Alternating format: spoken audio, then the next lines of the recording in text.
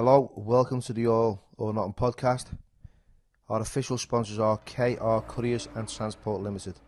This is a Northwest based courier company delivering all across the UK. They can assist in home moves and removals to large, heavy and bulky items, collections and drop-offs. Fast, safe and reliable deliveries. Please get in touch for a free quote. You'll find all the information within the description. Thank you.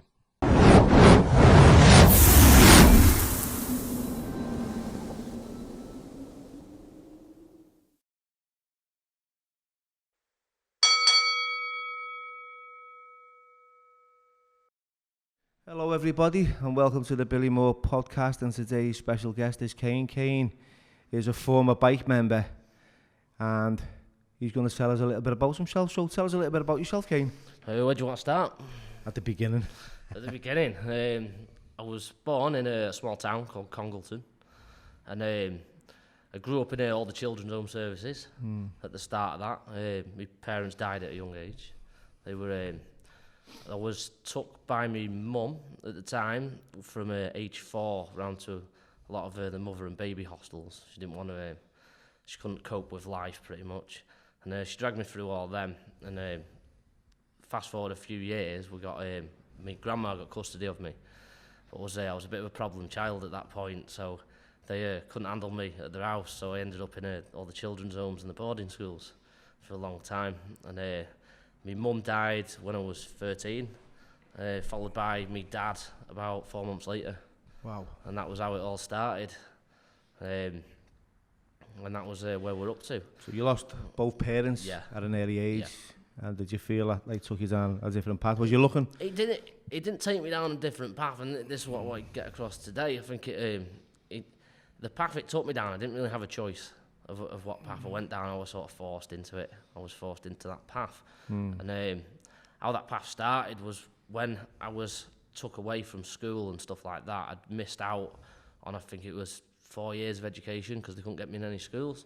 So when they put me right back in school, I couldn't understand anything. And that caused me to kick off then, because it was...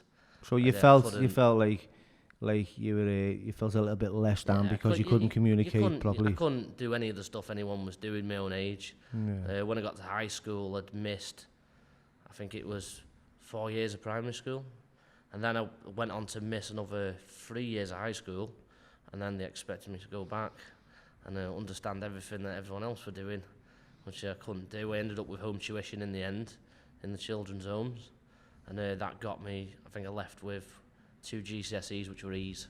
It was like the worst one you could have got back in the day. And that was my education pretty much growing up. The kids' homes taught me a lot about life. That was more of an education to me than what they could teach me. Do you feel that, like, you know, losing both your parents at an early age had a massive impact on your education? It had an impact on my education, but it had an impact on me socially, like how I could communicate with people and how was that? The things that when I was first put into the children's homes, for example, I couldn't. We were locked up most of the time. Well, I say locked up, we weren't allowed out, and we had a strict routine of everything. So it was like a prison routine, but not in prison as such, if that makes any sense. So I had I had my home tuition, and then I used to do things called outdoor education, which they take me out rock climbing and stuff like that. And I used to go to the one in Liverpool, Awesome Walls, when I was a kid. I used to do that. And so that was the only real thing I ever did. And then I was back there, and then you were living with kids. So when I went in there, I think I was 13. You were living with kids who were up to the age of 16, but they more or less crammed 20 kids into a place who all had problems. So it wasn't the best environment, so you had to grow up really fast. So there was no sort of childhood involved there, if you know what I mean. There was none of this playing with your friends, there was none of that. It was all... So you were never allowed sort of to be a child? No, I definitely missed out on all that. That was missed out, and I think, I'll tell you, one of my first experiences, the place is shut down now, it's called Priors Hill, in Macclesfield it was. And when I was first in there, the first week I was in there was a girl who lived in there. I don't know her name to this day. I think it might have been Leanne, possibly. And I remember walking out of my room one day, and she threw something at me. And I thought, what? When it landed on my top, and I caught it in my arm. And she'd cut in her arm on a diagonal and pulled the chunk of skin out and threw it at me. Wow. And that was the mentality of the people I was living with Yeah. at the age of 12, 13 onwards. And these were kids who were 16 who had been kept in their houses, for example, sexually abused by the parents all their life till they were found. And that was what the environment they put you in, with another 20 other people like that. So there was no special treatment for any one kid who was there. There was never any fixing any problems back in them days. There was no such thing when I was in them places. Like now we have ADHD and things like that. There was never anything diagnosed like that. You were a naughty child, and that was that, and you were put in. So that was your life at a young age, growing up. Yeah, that was it. It was in there. It was I went to Priors Hill, Red Sands. They were all closed down in the end because the Ofsted reports on them said it needed all improvement, and they refused to do it. So they all ended up being shut down in the end, and care got privatised towards the end of when I left. But until then, you had all these, the sort of like boarding schools as such, where your education was on site and everything was on site in the places. Tell me a little bit about your early years, because you've been to prison, you've been involved in bike gangs and. Well, what had happened is at the time I was living in a children's home in Ellesmere Port at the time, and because they moved you across the country, it didn't matter where you was. And I used to do my rock climbing down at the place down here, and I'd done dead well. I was ended up competing in it and become 10th in Britain. But the children's home were being funny about me going and all this, and I still wanted to do an activity. So I got the train one day to Chester and across the road with this little boxing gym, and I thought, I'm going to start boxing. Yeah. So I heard these pads being hit across 6 layers of tracks, and I thought, so I went across, and there was a boxer in there. I'll mention his name because I still like him. He was called Alan Millett, and I heard him hitting these pads from 6 train tracks away. I went in and I looked at them all in this gym, and they were all big guys compared to me. And it turns out they were all doormen in Chester, the guys who trained there. I looked at them and I thought, right, this is it now, I'm training here. So ended up started training there, and that was how the boxing started. So I was getting into fights in the children's homes with the other kids and stuff like that, but I wasn't the best fighter. So when it come to the staff and things like that, if they tried to restrain you, they'd just do it. And so I thought, right, well, something's got to change here. And I didn't like violence as a kid. I hated it. I've always disliked it. So I thought, right, I want to start doing this so I can defend myself a bit better. And that was how it all started. So I started training there. And that went on now for another few years. But what was happening in the children's homes is all of a sudden they couldn't cope with me. So when they were having meetings to make the decisions about what they were going to do with me, my future, I'd be able to fight back now. So all of a sudden I started getting what I wanted. And that was a quick lesson for someone with no education. So you were retaliating? Yeah. So then I think, right, well, if I start retaliating, I'll start getting what I want. So you chose violence at an early age. Yep, and that after learning. That was how it started. Yeah. I remember one notable thing that they did to me, which I'll tell you about, which was one of the things, is when my mum died, I never knew who my real dad was. So I asked him, I said, look, because my mum wouldn't tell me who he was or anything like that. She said, because she used to accuse a lot of people of beating her up all the time. So she wouldn't tell me. So this went on for years. Now, my mum had my 2 sisters as well. Yeah. Right, now, they were living with her. So then for me, it was, why can't I live with my family? Why am I stuck here? Why is this going on? So she wouldn't tell me who my real dad was. And then when she died, I said to my nan and granddad and the staff, I said, you need to find my real dad now. I said, she's gone now, so she doesn't have a say in it. So the kids' home staff at this meeting decided, they said, it's not in your best interest to find out who your real dad is till you're 16. Yeah. And you can do it of your own accord when you leave. Anyway, a month later, his death was in the paper. So that was, I said to him, why didn't you just make the decision that I asked for? How did you know it was your dad? His name was there, and what had happened, I was with my nan and granddad. I went to see my nan and granddad on the Saturday, and my nan said to me, like, well, the guy who's got the same name as your dad's in the paper under deaths. Yeah. So my nan goes, do you want to go to the funeral and just see whether it was him? Because we'll know by his family. Yeah. Anyway, when I walked in, all the family looked like they'd seen a ghost when I walked through the door, so it was 100% him. I think I was 14 at the time, 13. And all the family just said, well, you're obviously his son. You look a spitting image of him. So we knew straight away that was it. So I didn't stay in touch with that side of the family. I just thought, you know what, I never knew him to begin with. So how did your mum? Sorry for mentioning it, but how did your mum pass away? And at what age was she? She was in her 30s. My mum was when she passed away. What happened was she she had my two sisters, and she was a bad alcoholic, but years ago she used to be addicted to heroin. So she come off that, she had my two sisters, and then I think she bottled a copper and got sent back down to prison. So she got 2 years. I was still in the children's home at this point. I hadn't spoke to her for 5 years or something like that. She wasn't in touch with me. And she come out, and there was two or three smackheads that lived above her in these flats, and they got evicted. And she said, if you want, you can stay with me for a few nights till you get over it, till you sort somewhere out. So they've come down. She's done gear for the first time again in that many years. Died. Overdosed. Yep. So overdosed. easy. Yep. And they didn't ring anyone about it till the next day. They didn't ring her an ambulance. They just left her there because they still wanted to stay in a flat, basically. So it was the next day they called it in, so they couldn't revive her from that point. Did you have any feelings of vengeance or?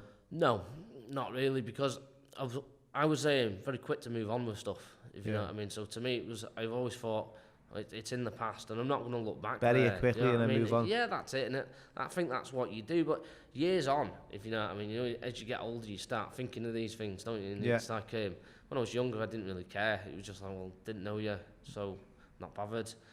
But then years later, I think to myself, like, I don't think I can forgive my mum to this day for the things she did, and I still won't, and that's where I'm at mentally with that. I won't be able to forgive the people that give her drugs. That's the way it is. But that's life, isn't it? That's what happened. This was the card I was dealt, so it just proves that, like, you never had a great start in life from the beginning going forward. Really, you were the son of a heroin addict who was in recovery but drinking at the same time. You didn't know who your dad was. You were in and out of kids' homes. You felt rejected because your two sisters live with your mum, and you.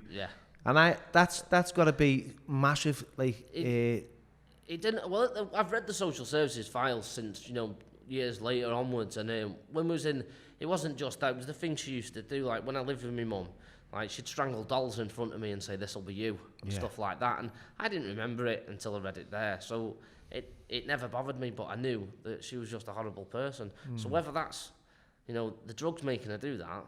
Because I don't think that's anyone naturally. I don't think anyone naturally is a horrible person. But at the end of the day, why would you choose drugs over your kids? That's the thing there, isn't it?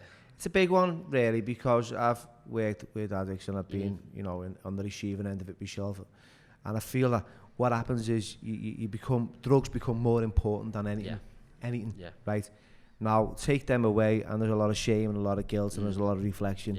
Now, if your mum have had that opportunity to get into that recovery where she had the that way of thinking, then maybe she would have been different. I don't know, but I know for me it's quite it's you're driven, you're powerless. That's it. Well, that's what I thought. But then I thought you're giving them opportunities a lot of times. You know what I mean? And you took my sisters. You got off everything. You had my sisters. So on my files and stuff, it said I suffered from emotional abuse and all stuff like that. But again, I don't sit there and say, "Oh, I suffered from this." I just get on with life. I'm not here to. I wouldn't defend. I'm not here to defend. No, it's not. What I'm trying to do is just identify a little bit. At the same time, right? I can see your view where there's willingness. There's got to be. That's to be something, but there wasn't. And that's what. That's what ended up down that road. So when I started my boxing, we'll move on to that. I got to age, I think I was 17, and the children's home after all this, I'd left with 2 GCSEs and pretty much nothing else. When we got to 17, that generation that was in care, I don't know what it's like now. It's probably improved a lot.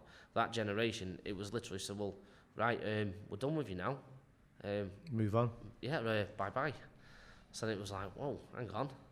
I haven't been fucking taught anything for outside here. So what do you... Keep in mind, I hadn't even had a phone at that age. I hadn't even used a mobile phone because they wouldn't let us have them. We had a landline in the house, that was it. So it was a big shock when I come out of there.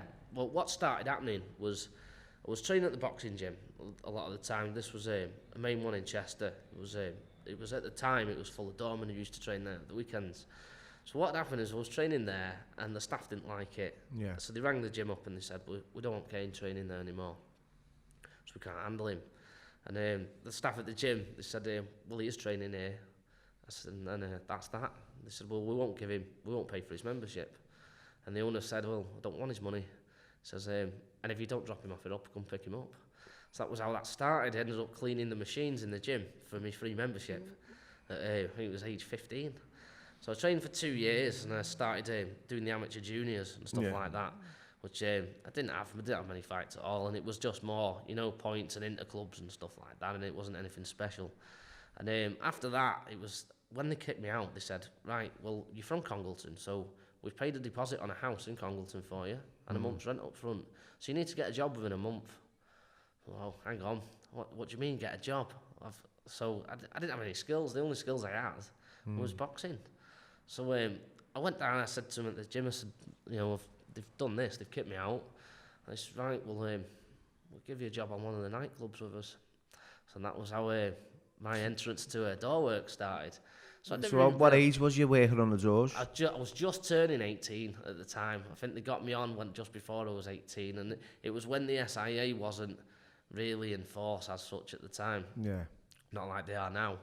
And so I ended up on this pub. And I'd never even been a pub in my life. I'd never even been drinking at a pub. Yeah. And all of a sudden, I was on the door. You're working in one. And I said, well, what do we do?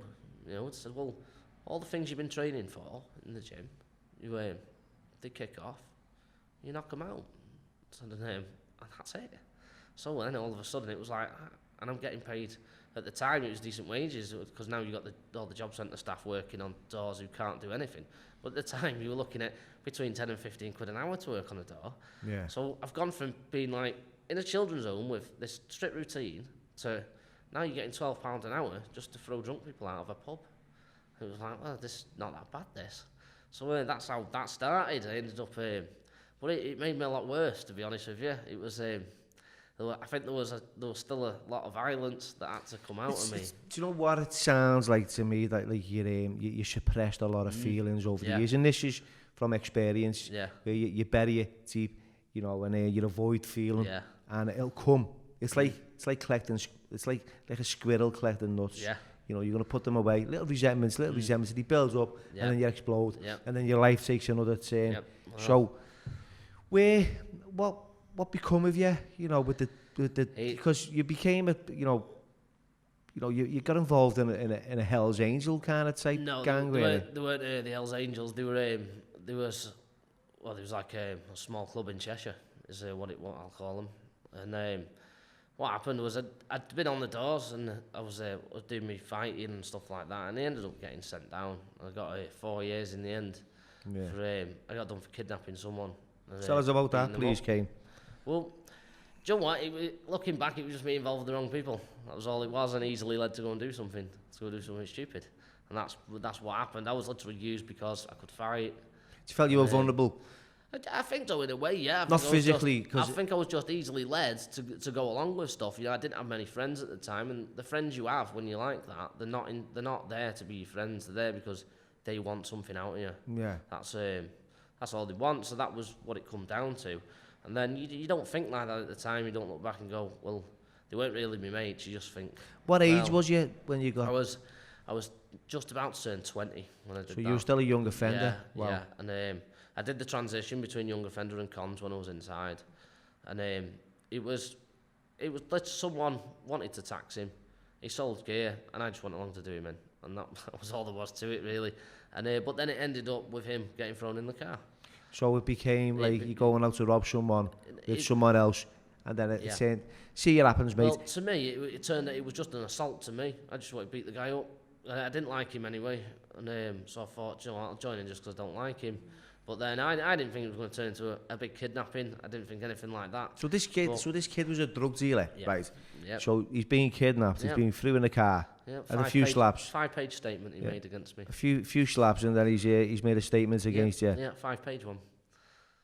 Some fucking drug dealers out there, like. That's it. That's how it is nowadays. Everyone does it. They can't win in a fight. They go to the police, and that's all they do. So I'd done me years inside, and I thought, well, we'll go on to. Is that your first time? Like, obviously, that was my first time inside. You've had a history of like being separated and locked up and isolated. Do you know what? It wasn't that bad.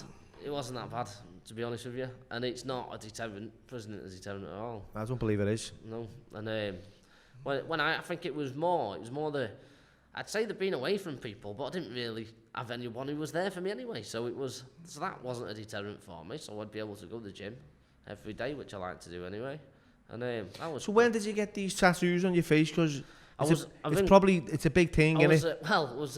Bring that a little bit forward. I started off.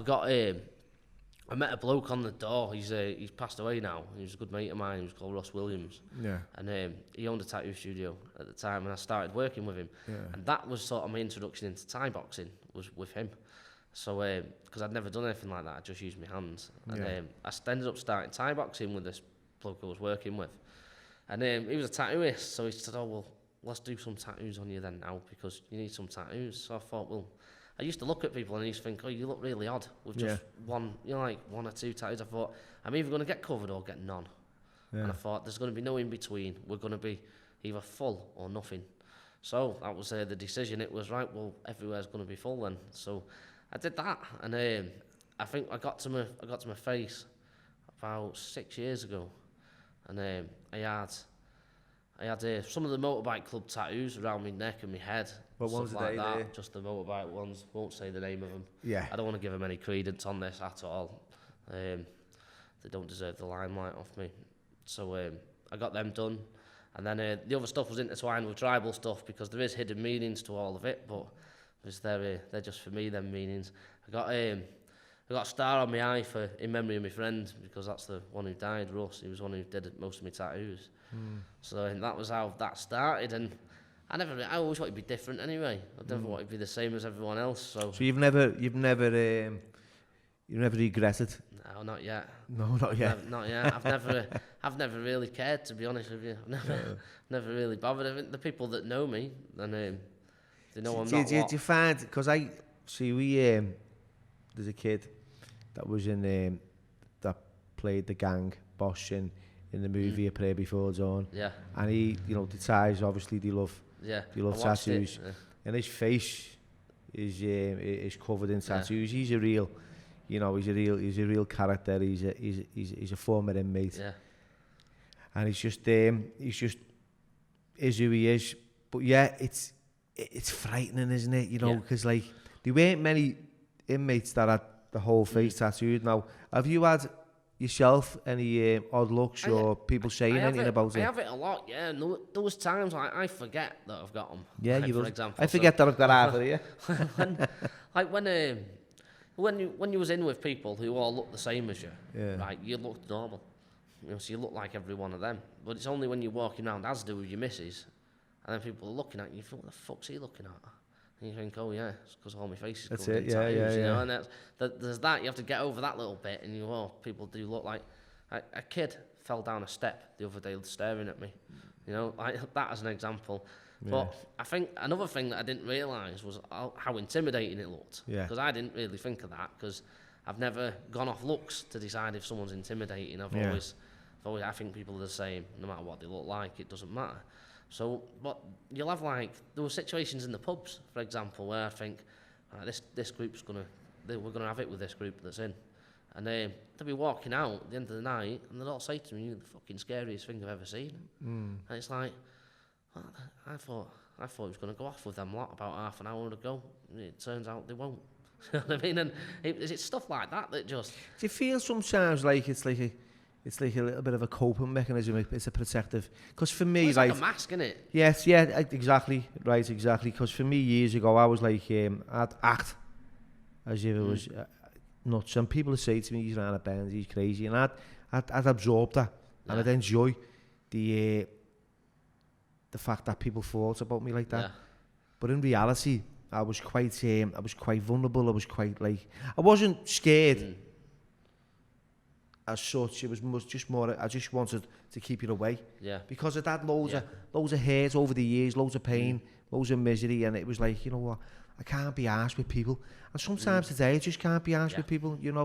It gets that way where I find it difficult to trust people. Yeah. And when I do trust someone, and then I get bitten, I think, you know what, mate, you just reinforce the fact that this fucking planet is full of rats and. Well, that's it, and that's why you end up leaving most of the groups you're with and stuff like that, don't you? Because people roll over on you, and there's that's how life works, isn't it? So I think I can probably count on one hand the amount of people I trust. Well, you're a young lad. What, you're 32. I've got. I think I can literally count. Me missus, I promise not to say her name on here, but there's her and there's probably mate George. That's pretty much the only two people that you can trust. I can actually put faith in. If I ring him in the night and say, right, need your help, there won't be a question of what is it. And Shane, mate, on his way. Yeah, the Shane. I've got like I could name, the friends that I've got, and the ones I can trust. Yeah. But that's about it, really. On one hand, you know. So, right, you're a young lad. You're 32. Yeah. So what? Tell me a little bit about because this is. I want to know about this. The bike gang stuff and. Well, what happened is I come off the door, gone to prison, and I'd gone from I used to. When I started doing that security, I got asked for staff at the other pubs. So I was only 18, 19, but I was supplying doormen to the different pubs around these little towns in Cheshire. Yeah. I was earning quite a good amount of money from it. And I was still boxing at the time as well. And when I got sent to prison, they literally took everything off me. They took all my door qualifications, so I couldn't box anymore. That was another thing. So when I come out of there, I literally had nothing. I had nothing exciting. And I knew a member of this bike club, and he was called Harry, and it turned out to be a good mate of mine. And it was him, and I ended up getting involved with it because of him.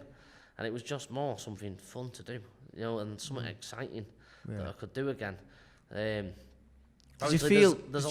you feel right before I'm butting in here, but did you feel that you had that need to be around a group of people? Yeah, of course I did. And it's just, you need something in your life, don't you? But obviously the only choices I made were always bad ones, right? So the people I'd be around were always bad people. So this was a bad family? Yeah, I'd say for me it was, it was, I don't regret anything I did. It's just, if I turn back and I could say to myself now, just don't do these things, just go and get on with your life, because all that to me, it was, that wasn't me as a kid, if you know what I mean. So going back, I don't think I'd have made any of them choices if it had been normal. It was just circumstance stepped me into every one of them, and I didn't have the ability to say, "Oh, this is a bad decision," or I didn't have any role models. Let's put it that way, or anyone to guide me and to say, "No, don't do this." So a lot of stupid decisions come from that, So you think, "Oh, that's the right thing to do," and it turns out years later it's not the right thing to do. Yeah. And that's how it all started. Obviously, I can't say much about the motorbike clubs because they still have. Even though they might not, I still have some elements of secrecy about it because that's part of the rules to it. Yeah. But so there's a rule that you have to be have a pact. Yeah. It's if you imagine gangs like today that you've got, like we were talking about that stabbing before, weren't we? Yeah. And you would talk about gangs like that, and they're very unorganised, and that's they do stupid things like that. Whereas it's feral. And but then people know about it. Whereas in, like, say, the adult clubs, let's call them, you don't have that because you're all older people, so there is like that code of secrecy between you, and it never gets out. You know what I mean? And that's all. So you swear by that. So any secrets that you've had from? I still will to this day. You know what I mean? I'd never, even though I'm not part of it all anymore, I'd still stick to. I think they were my own morals because I agreed to it when I joined. So what kind of things can you talk about then? Well, I'll tell you about things that I've done, you know what I mean, and stuff like that.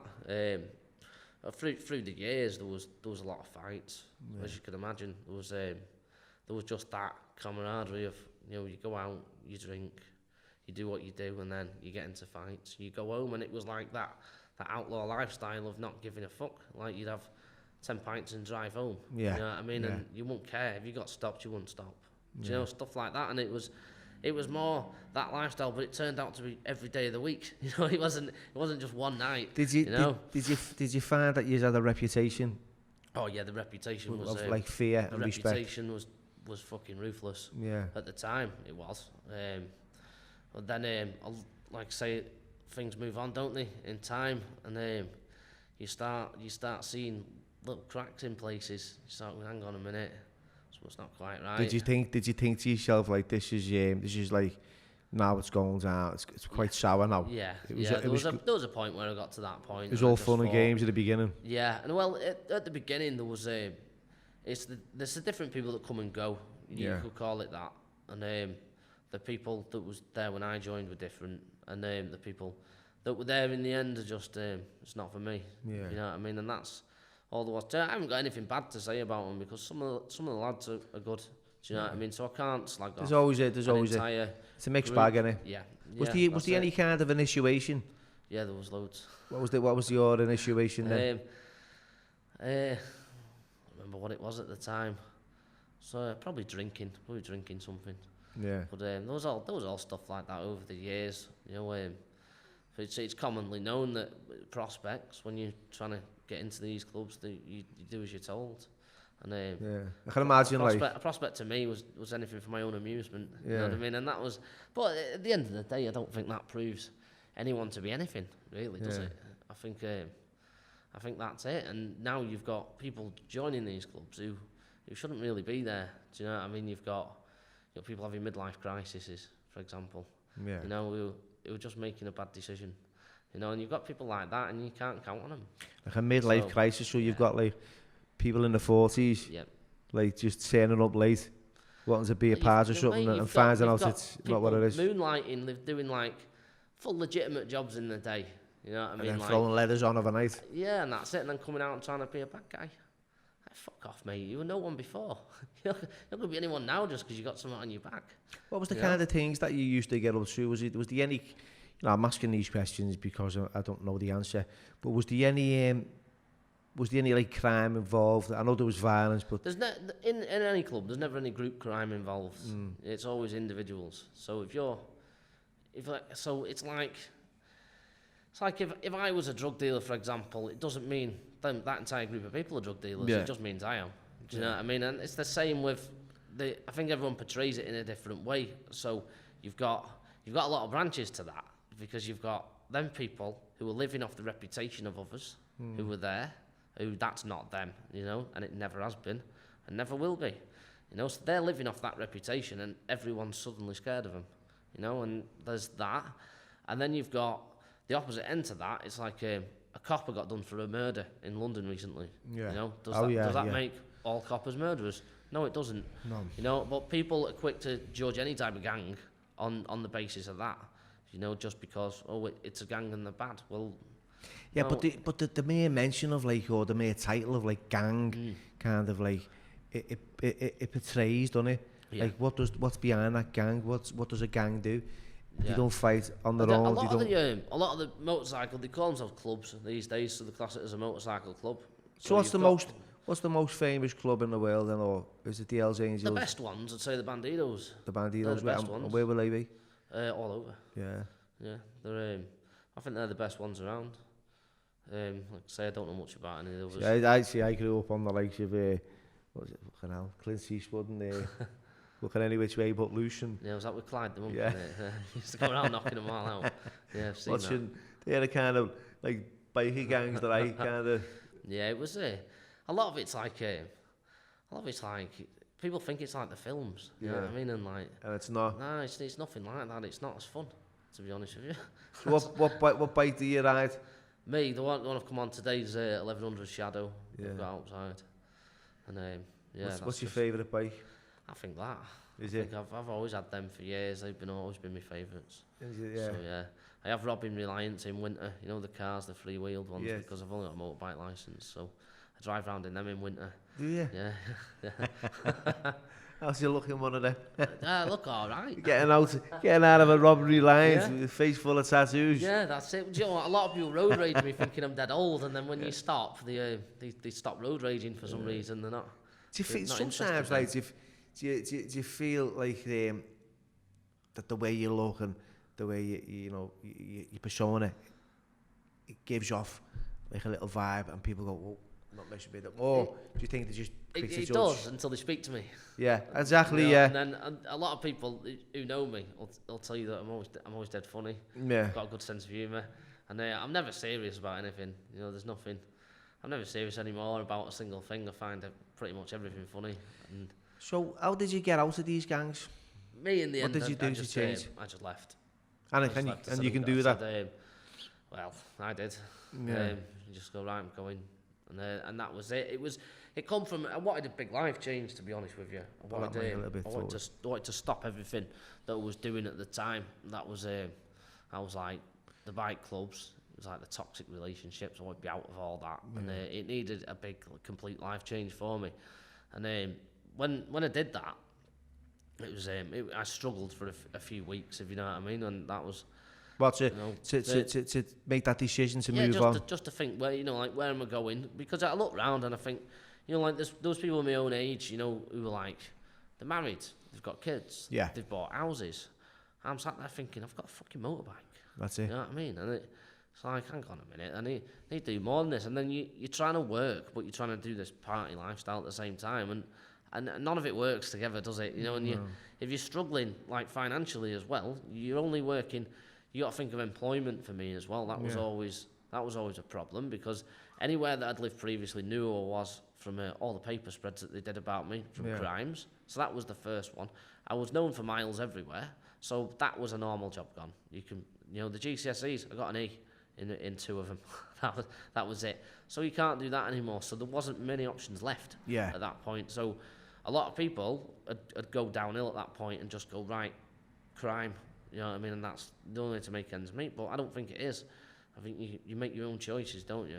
And I thought, right, well, I had my amateur boxing coaching licence when I was younger. I thought, right, I need to go and do that again. And this, like, my gym now is... So you're on the gym now, don't you? Yeah, I started training at a dead young age. It went from boxing to Thai boxing into other stuff. And in the end, what I worked out is all the things I'd used... through all the bad stuff I did in my life, all come from training. And so in the ring, when I used to fight in the ring, I wasn't very good. But then when I was at work on a Friday night and there was no rules all of a sudden, there was adapted techniques for what I was doing. So I thought, well, I sort of need to put all that together now, and have it as my own thing. So my gym, I don't class it as anything. I have my Thai boxing coach, which is called Mike Booth, and he's one of the best guys around for it, in my opinion. He's an older guy now. And he can't really do the sport anymore, but he's one of the best coaches I've ever had in my life. So I train with him every day still, and I put videos up of me training with him all the time. But that's not what I teach as what I call martial arts, because I don't box it in as any type of specific art. It's not boxing, it's not Thai boxing, it's just what I call martial arts. And I teach it on one-to-ones. I don't have any classes. Surviving, basically. I don't have any classes because I don't believe in them. I think... I can't give someone the attention they deserve in a class of 10. Yeah. So all my stuff's one-to-one. It was always really cheap. I always charged people a lot less than everywhere else, because when I trained as a kid, I had no money. Yeah. When I was 18, I had no money. So all these expensive places to train at, I couldn't train. So that sort of stopped my career in anything, because to be good now, you've got to pay a lot of money to do it. And that, to me, isn't my intention. What was the decision that made you change the route in life? What did you want? What did I know you talked about friends that they were married and they had cars and houses. Did you get to a point because I know I did. Yeah. I got to, I think it was about 25, but I didn't change for another 10 years. I thought I've had enough of this. And then 10 years later, I'm still doing the same thing. Yeah. Did you just go, well, you know what? There was a few times when I did it, when I tried to make that change and it didn't work. You know what I mean? There was a good few times on that, right? But this time it was different. I was thinking, right, I can't be looking over my shoulder anymore. There's been, I had fights in prison. Yeah. I had fights outside all the time. So then you think, right, well, I'm going to be constantly looking over my shoulder all the time, which I don't want to do. And I thought, I'm not going to do this anymore. Do you know what I mean? Now, don't get me wrong, I still train every day. So, if someone does have a problem, right, just to say, right, I'm not soft anymore, right? I haven't just gone soft. And just remember, it weren't me who started these problems, right? So I still train. So you've changed, but you haven't changed into abuse, basically. No. I think that's what a mate of mine said to me years ago. He said, "Bill, you've changed, but you haven't changed into abuse." Yeah, that's it's you become more aware. They always say, don't they, it's time for war, it's too late to sharpen your sword, isn't it? So keep it sharp, just in case. And that's my mentality. I think I'll always train. I don't think I'll ever stop. Yeah, it's also good for like your mental health as well. Yeah, it is. But I mean, I train twice a day. I lift weights in the morning, and then I do me boxing at night time still. and I still do that. And I haven't touched alcohol now for 2 years. Well done. I have the odd pint with my girlfriend. We go out for a meal, and that's it, you know. And it's like, even then I feel bloated and I think, I don't even know why I drank that. It was horrible, you know. But now I've actually trained consistently for 2 years now. Well, that's every day, which I haven't done that consistently since I was a kid. So that's been one benefit to it, and I'm seeing the benefits of it now. You know, just of how my training's going. I think I'm a lot better now that I'm older because I've got more experience as well, and that played a big part. Yeah. And as for me gym, that started by fluke. What's your gym called? Do you know what? Sounds stupid, but I don't really have a name for it. It's I call it Sinister Combative, and that's just like my brand to it. And, Sinister Combative. Yeah, that's all I've called it. I don't have signs up outside. No. All my stuff's done on 1-to-1, and that's all there is. I don't do anything else. I started looking into going into branding all my stuff when at the start of this virus. Well, when we had the third lockdown, it was on the first lockdown. This is how all my gyms started. It was getting people mithering me to train them because they knew I trained myself, and I thought I don't really want to. And then they said, "Go on, I'll give you 20 quid." So I thought, I'm out of work now because of this virus. I thought, I'll go on then. So I started meeting people in the park to do pad work with them. And that's how we started. And then I ended up with that many people doing it. I thought, I'm going to have to get a place to do this. So I went back into that, and I just sacked all my other jobs off that I was doing and just went into it full time again, which I think's benefited me because I've got people who sort of rely on me for that now as well. Yeah. And which brings me to one of the lads who are training. He's got Asperger's, and he's trained with me now for, I think it's been 6 months. He's trained with me, and he's going to have his first fight in 2 months' time now. So you're saying this kid? Yeah, he's doing really well. And it wasn't really a beginner. I mean, he'd messed about a lot at other, I'm going to call them McDojos that he's been training at, and that's what he's been doing. But a lot of his stuff, it wasn't very good. And so he's come to me, and I got him over this hurdle of being hit and actual, training and sparring and actual violence. And now he's 6 weeks away from his first fight now. Brilliant. And he's never fought in his life. Well, that was something he's always wanted to do. He just hadn't had the people to get him to that point to do it. So he's doing that now, and he's doing it for autism awareness. So we're doing a lot for that at the minute. Brilliant. To try and raise some money for that for him as well. So that's where I'm up to with him.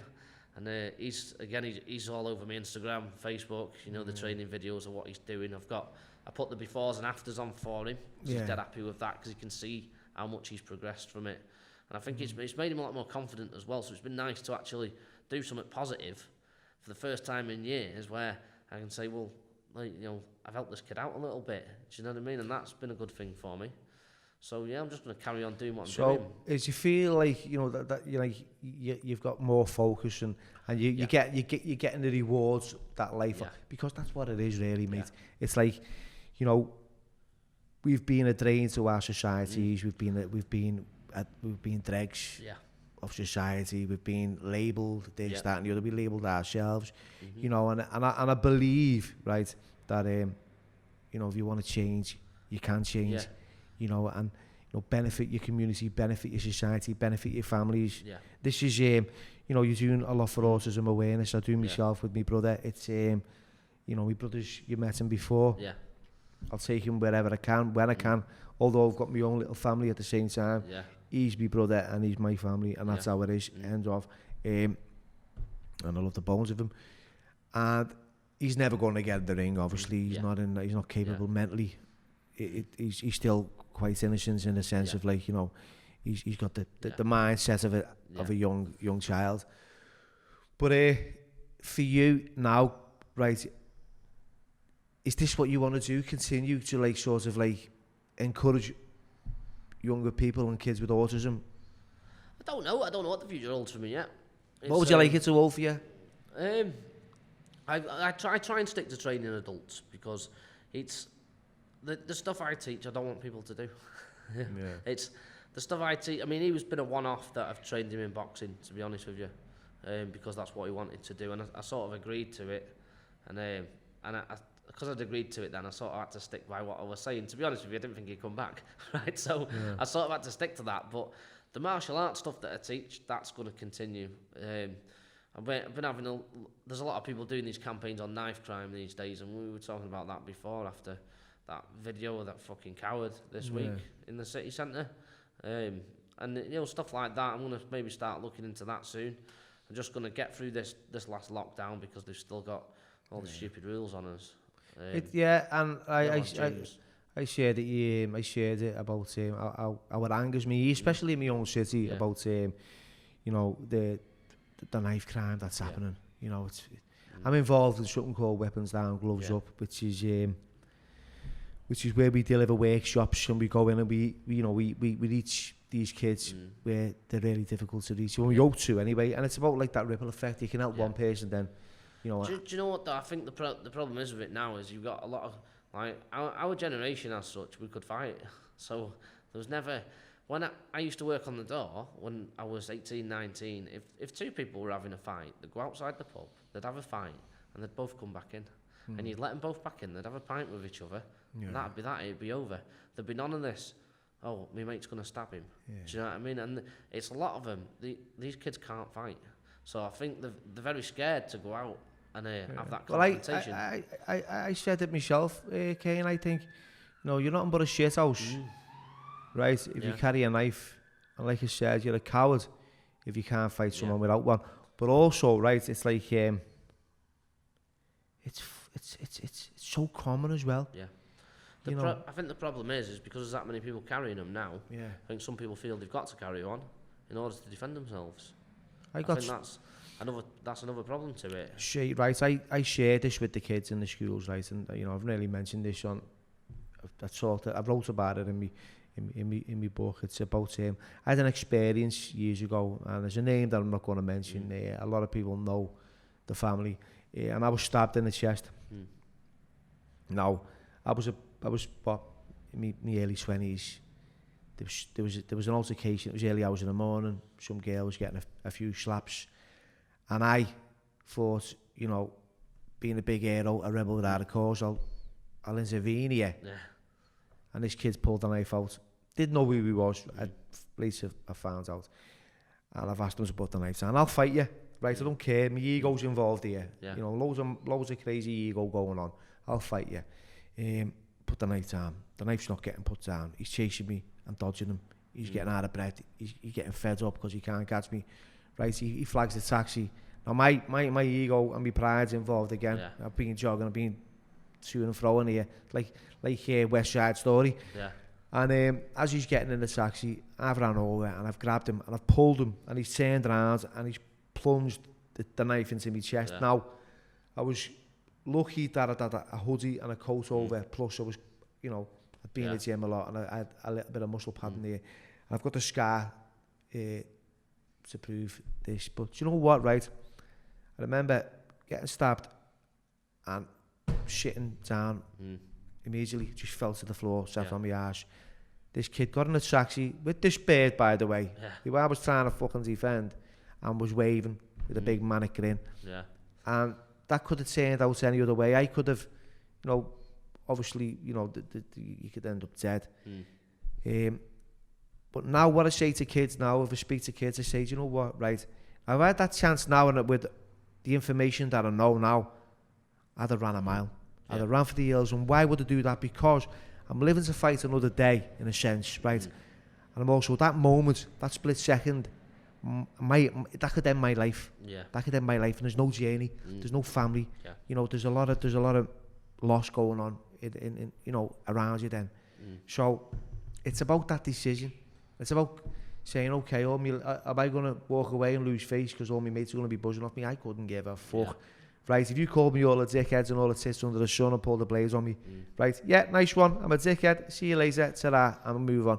But years ago, that would have been it. Even now though, when we train for knives and stuff like that, the reality is we're gonna get caught. You know, and that's with us training for that. We accept we're gonna be cut. Let's just reduce it. Do you know what I mean? That's the mentality towards it. But back on the knives, when I got done for the kidnapping in 2009, there was I had a couple of co-defendants on it at the time.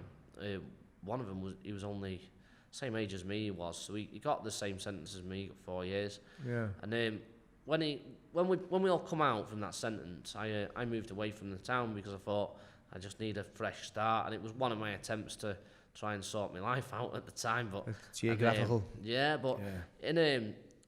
think he carried on with what he was doing, and sadly ended up in a fight one night, and a young lad got killed, and he got stabbed in the leg, and it cut his artery, and so it weren't the same people who were involved, but it was the similar sort of circles. It was one area and another one, and my co-defendant wasn't the one that stabbed him. It was someone else who he was with, but he still got sent down on the joint venture, and I think he got 27 years for it, if I remember right. Yeah. And that was, but to me now, I look at that and think, well, that's 27 years to him, so his life's over. Yeah. But it's 27 years to anyone, or even in the 20s. You know, you're halfway through, nearly. You know, you're missing out. You've not just lost the life of one person, have you? When you got to think, when you do that, you haven't lost that life. If you get into a fight and you lose, well, so fucking what? You know, I've lost fights before. There's nothing to be embarrassed about with it. I've lost fights in the rings loads of times, just because of my ego going, so a phone call, can you fight in 2 hours? Yeah. And you turn up, don't you, and just do it. And you get there and think, fucking hell. The black eye. It's quite hard, this bloke, isn't he? You know what I mean? The black eye in school was the one for me. Yeah. Never got sparked. Yeah. I had a black eye, and it was like I was just like, just shave you up with a big Shane butty. Yeah. Yeah. Exactly. Get on that, and it's just get over it. No, it's like you wear it with a like it's a fucking badge of honour, don't you? That's it. But now, like with him, for example, his life's gone. His family, all the families there have lost the kids. Whatever way you look at it, they've all lost them. Now, when I was inside, I didn't want my nan and granddad visiting me when I was inside, and even after 2 years, when I got out, the amount they'd aged, you know, how they look different to what I remember, if you know what I mean. It was dramatic, so I couldn't imagine going to prison for someone else doing something next to me. You know what I mean? And then you're missing out on everything you've ever known. You've got your family that'll die when you're in there. You're not going to funerals. You know, the prison won't let you out to see your nan, your granddad, your auntie's funerals. No, not a chance. So you won't see them. You know, your visits are limited in prison anyway, aren't they? So you've literally you've lost everything the minute you do it. You know, and is that worth it for the sake of having a fight? That video we seen, right, there was that if that kid had carried on that fight, whether he'd have won or lost, right, he could have gone, I had a right good scrap with so and so, and that'd have been that. But now he can't even say that. Oh, I was having a fight, but my mate stabbed him. Do you know what I mean? There's no glory in that story, is there? No. It just tells me, well, that's a bit shit, isn't it? Why do that? You know, just have a fight. It's not hard. Just have a fight. No one's going to die. It's very rare that someone dies from a fight. And you know what? You took the words right out of me. I was thinking about this yesterday. I thought, you know what? Right, it's very rare for someone to die from a few blows to the head fighting 1-to-1. Right, it is. It happens all the time. Right, but it's very likely if you get stabbed. Yeah. And it's we're not only talking about knives. We're talking about guns. We're talking about weapons. You know.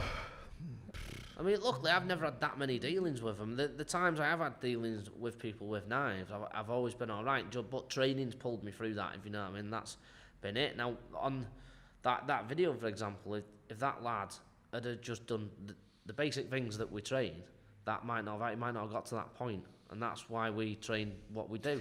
But even so, I seen a couple of doormen walking towards, and they were actually like, I'm thinking to myself, if that was me, I'd be over there screaming and shouting like Well, that's another problem with the doormen these days. If they walk off the door, they're not insured anymore. Yeah. And then they're the ones who are out of order and looking at losing the badge because they went against the SIA's rules. You know, can't leave your door to do this. So what decisions you make, you know, when it comes to saving someone's life or losing your job? I think your decisions go with morals, don't they? Of what you morally do. I mean, there's lots of things you can think of to do morally, isn't there? You know, but whether you do them is another thing. You know, it's like a lot of people these days, they're more interested in videoing something. Than they are to helping people. Yeah, I see it all the time on social media. It's like they'll video themselves cutting some string off a duck. You know, something like that. Why video it? Just cut the string off the duck and let it go. It's there's a lot of people wanting to be glory hunters and there's no need for it. No. Just do your fucking good deed. There's blogging and there's journeys and yeah, there's... go tell your missus when you get in. Yeah. You don't need 2 million likes for setting a duck free or taking the string off a seal Throw on a the beach. bouquet of flowers at you. Yeah. You know, just don't do it. Just go and be good. And you don't need it on social media. There's always a motive and agenda for people's... Is, you it's know. like these ones that are going up and giving homeless people money, you know, and stuff like that. About the video of themselves doing it. Just go give him money. You know, you don't need to Look film how great I am. a bloke who's Self-seeking. you know, who's on his ass and probably don't want to be fucking filmed by you. You know, just give him money. Fuck off back home. I mean, don't need go on Instagram. Yeah, so you believe in just like doing the right thing, doing good things without having to... My life's very private. The only thing I put online is my training, and that's just as an update for people. I put the odd self-defense video out there for people. I did one about clip-on ties, for example, because everyone kept asking me why I don't wear one. Yeah. And so I did one on that, you know. But again, that was because I was sick of people asking me, and I thought, you know, a bit of knowledge is better than none. Yeah. But so I do little videos like that. I put the odd ones of me doing the pads on because that's what I enjoy doing. But my personal life don't go online. If I do something good, I don't need to tell anyone. It's each to their own, and we just have to learn to live and let live. No, I agree on a few things. So, what's your family like? Like, you know, you mentioned your nan and granddad, and that's. Have you got how's your family now? Are you still in touch with your sisters? No, I'm hardly in touch with them. I do speak to them from time to time. I think I do want to speak to them again a bit more. Yeah. You know, now everything, we're all older and all that now. Yeah.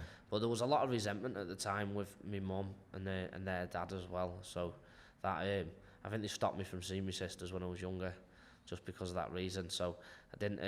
If they were ever visiting, I wasn't told. So I could never see them anyway. So that was put in place for me. I didn't really have a say in it. So I don't know. We'll see what happens. My nan and granddad are still all right. They're still getting on with things. I haven't been seeing them for the past year because this COVID stuff. Because my nan's got heart problems. Yeah. So she's got heart problems, diabetic. So I don't want to risk going around the house at the minute. And mainly because they're scared of it. To be honest with you, I'm not that bothered. But I thought if it gives them peace of mind, then I'll just speak to them on the phone, which is pretty much ring them every week.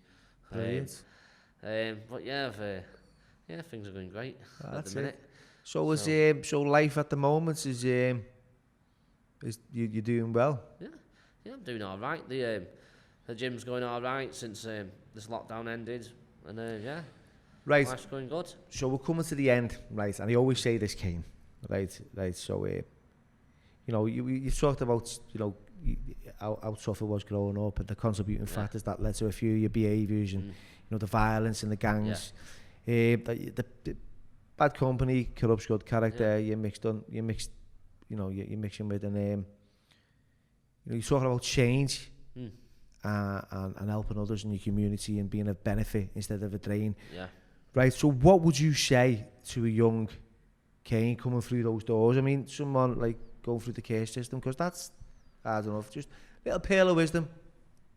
Oh, well, do you know what? When you're in that care system, mate, there's no coming out of it. You know what I mean? Get ready. Get ready for that roller coaster, because you're not coming off. I'll tell you that much. So what advice or guidance would you offer a youngster these days? A youngster these days, probably not a lot, because it's all changed. We don't have the shit that we had, mate, back then. It's all Ofsted now are well on top of things and stuff like that, and there's nothing.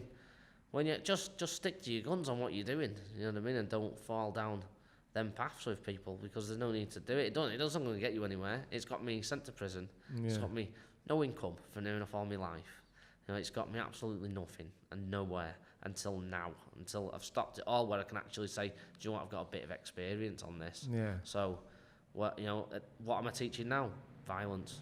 That's what I'm teaching. The only difference now is I'm teaching people to be violent against bad people who are trying to do something to them. That's the only difference. So defense. That's what we do it for, isn't it? I'm basically teaching people now how to deal with 18-year-old me. You know, and I never thought I'd end up doing that, but that's what I've sort of ended up with. You know, so all that, it's given me some qualifications in that.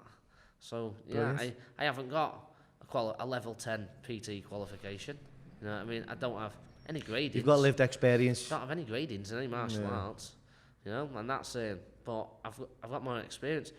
who do you want to learn about knives off? That's the question. The guy who got stabbed and now he's going to teach knife defence.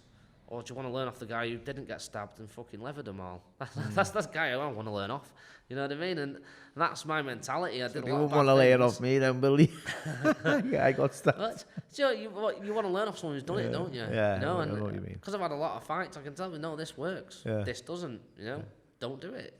Brilliant. You know, and that's the problem. A lot of these dojos, they advertise the self-defence. Well, tell me the last fight you were fucking in, mate. Because you wasn't, I can tell you all of mine. I can tell you where I've been. I can tell you all these stories. But no, a lot of them, they're not the same these days, are they? So that's what I'm hoping to get out there now is my brand of self-defence, which I think is a lot more realistic now, just based on the experiences. So all in all, it gives me some qualifications, I think. Yeah, so it's not a bad thing. No, it isn't. But yeah, anyone going into it, just stick to your guns on life. Brilliant. Get through it. Brilliant. And with that, thanks for coming on. Yeah, And you're welcome. I'll put all your information on in the description. Yeah, nice one.